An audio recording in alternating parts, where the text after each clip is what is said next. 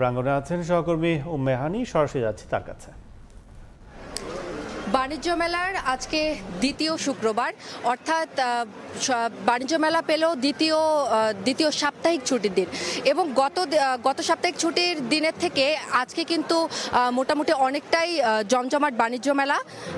আমরা কিন্তু প্রবেশ পথেও কিন্তু অনেকটা ভিড় দেখেছি এবং টিকিটের জন্যও কিন্তু ছিল অনেকটাই দীর্ঘ সারি।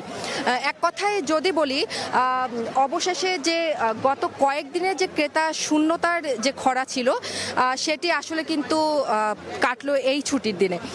একেবারেই ক্রেতা ও দর্শনার্থীদের উপচে পড়া ভিড় কিন্তু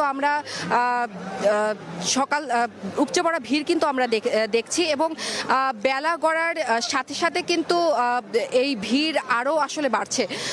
বিক্রয় কর্মীদের সাথে আমরা কথা বলেছি, তারা বলছেন যে স্টলগুলোতে গত কয়েকদিনের থেকে কিন্তু বিক্রিও অনেকটা বেড়েছে। তবে বিক্রেতা এটাও কিন্তু বলছেন যে ভিড় বাড়লেও আসলে ক্রেতার চেয়ে দর্শনার্থীর সংখ্যাটাই আনুপাতিক হারে একটু বেশি।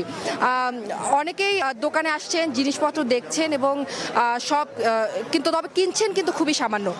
তবে আমি যে অংশটি দাঁড়িয়ে আছি এই অংশটি কিন্তু মূলত তৈজসপত্রের দোকানগুলো বেশি, এদিকটায় আজকে বেশি ভিড় চোখে পড়ছে এবং তৈজসপত্রের দোকান বলেই হয়তো এদিকটায় নারী ক্রেতাদের আমরা একটু ভিড় বেশি লক্ষ্য করতে পারছি।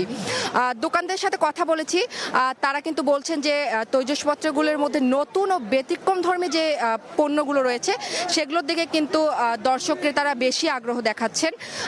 আর একটু বলে রাখি, আমরা সবসময় দেখি যে মেলার প্রায় শেষের দিকে পণ্যের উপর বিভিন্ন ছাড় দেয় বিক্রয় কর্মীরা।